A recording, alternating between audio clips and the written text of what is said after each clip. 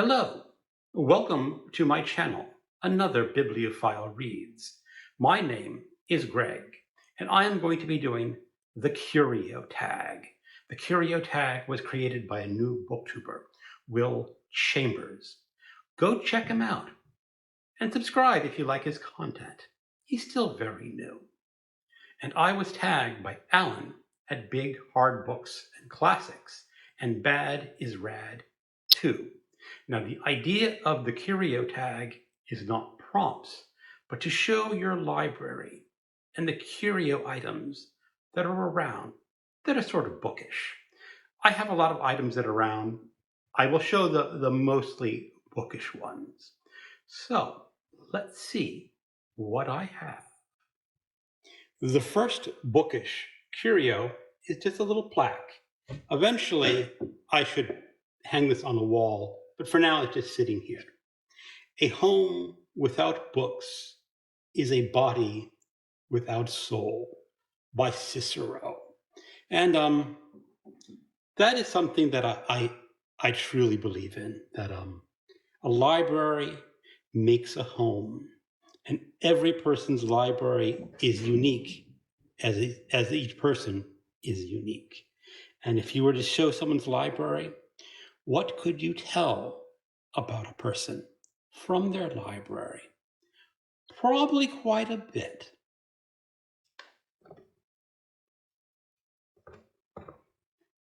This is another plaque. I have not yet put this up anywhere. I'm trying to get no reflection. You get a bit of a reflection. But this is I got from IKEA. Book lover, noun, book lover. A book lover is a person who enjoys reading.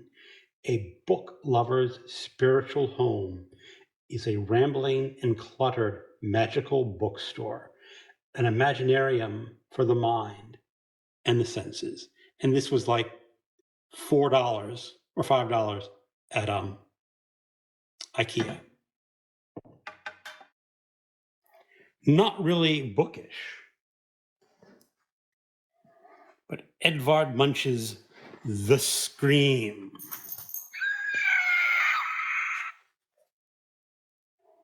Kind of fun to have around, except when you sit on this by mistake and set it off.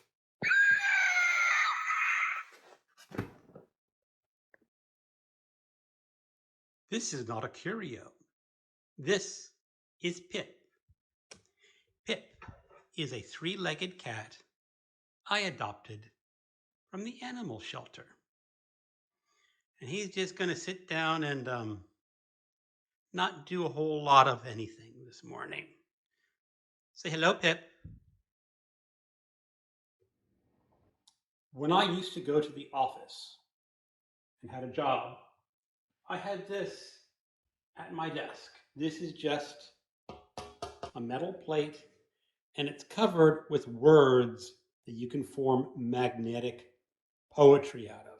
Now, what I did is I was eventually trying to take all my words, which are in here, and sort of alphabetize them, or at least by A's and B's, so I could eventually create better magnetic poetry. Otherwise, you'd have to look in here for the words that you want. And again, I'm getting light shining on this tin. It's very reflective. Sorry about that. Of course, I'm not going to be doing that anymore. It just sits on top of my freezer in my library, just waiting for that estate to collect when I die, and someone's going to have to do something with all my magnetic poetry words.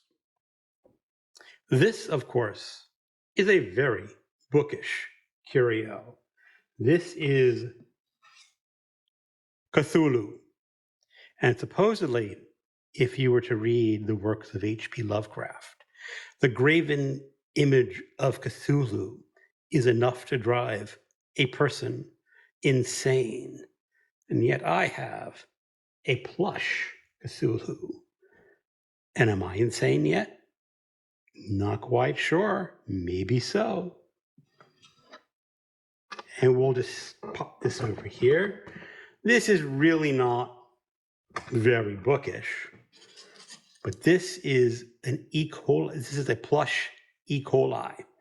I had this at my desk when I used to work, and I put it in my office desk because everyone needs some E. coli at work, don't they?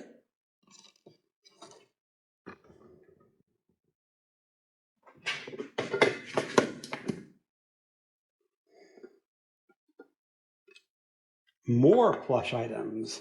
This is a little tub of brain-eating amoebas. Because again, when I was at work, you really can't go wrong with having brain-eating amoebas at your desk. Here is another item that's really not very bookish, at least not anymore, but this is a hand-forged steel knife. I purchased this probably in the early 90s when I was visiting the New York Renaissance Festival. It is made by this place called Angel Sword, and they do a lot of hand crafting of bladed instruments. It cost me, I believe, $200, maybe $300 back in the early 90s. Blades like this, hand forged, I just looked on their website. They don't do this model anymore, but similar things were going for like $1,000. And I should probably sell this. I just have no idea how to sell an item that's rather valuable on the internet for people who like bladed items.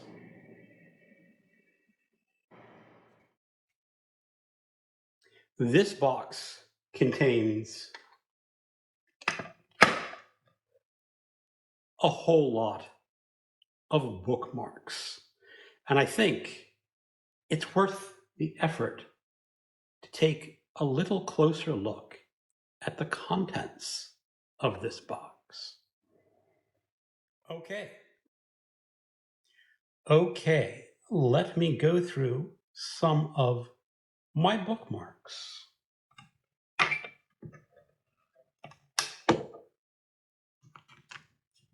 These are some pretty standard bookmarks that you can purchase off Amazon or other online retailers.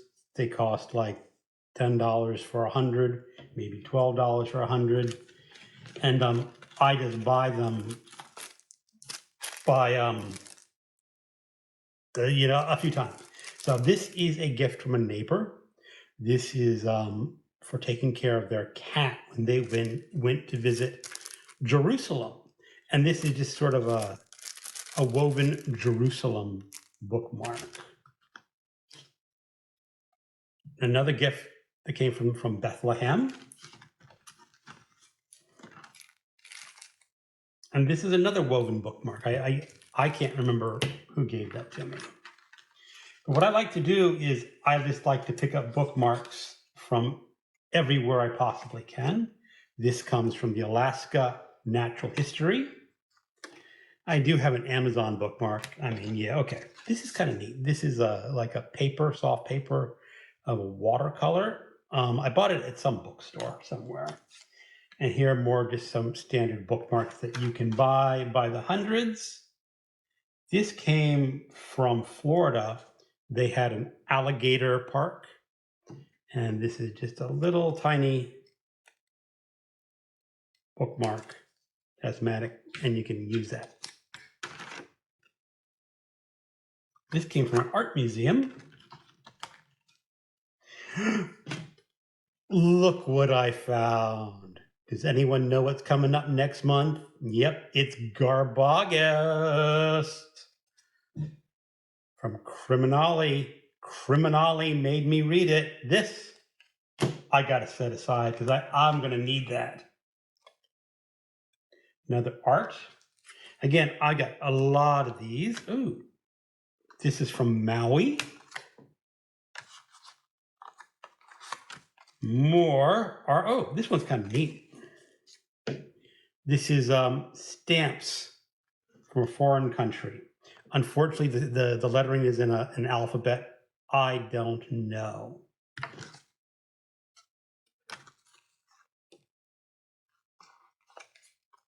Some sort of bird bookmark. Again, Florida, probably. More stamps.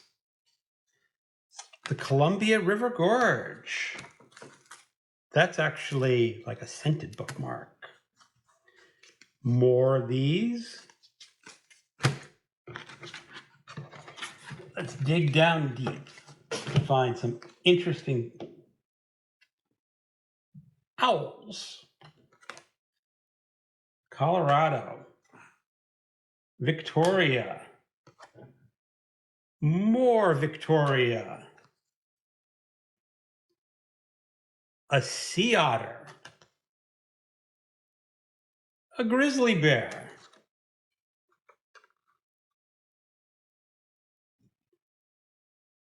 The cat is a dilettante in fur. And I think this came from a Chicago museum. Something from the Green Valley Book Fair in Virginia. This is Native American art that came from the Victoria, BC Art Museum. Alaska. A chipmunk. Dragonfly. Pirates of Penzance from the Tacoma Opera. And let me dig around for some more interesting ones, because this is way too much. Oh! Hello, MJ. I still have your bookmark, Reading This Life. From MJ. And we have a photobomb of Bella. See, I've got just massive amounts of bookmarks. Now, these are interesting. This is actually a German calendar bookmarks for 2005. I think it's a little bit out of date. More of these purchased bookmarks. I got so many of those.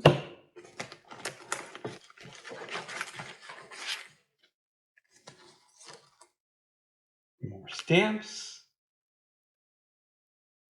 Washington Rural Heritage. I got a few. I forgot that I had these. I bought these in some museum in Washington State. Let's get down to some really interesting ones here. We got wooden bookmarks.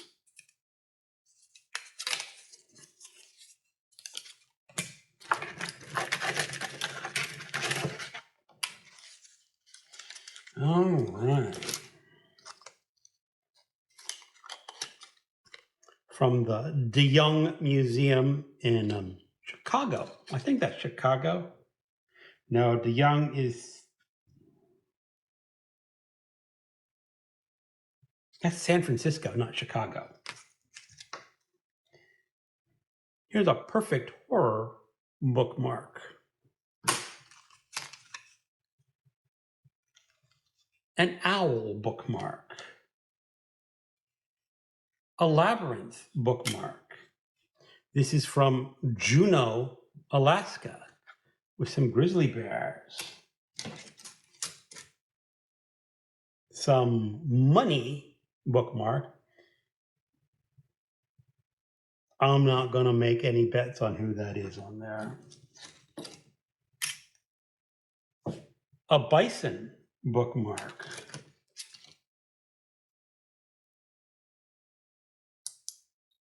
This is some sort of art. It's metal.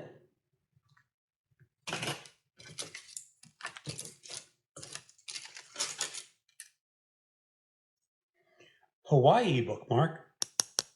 I'm not sure what this is made out of, but it's got a very nice salamander.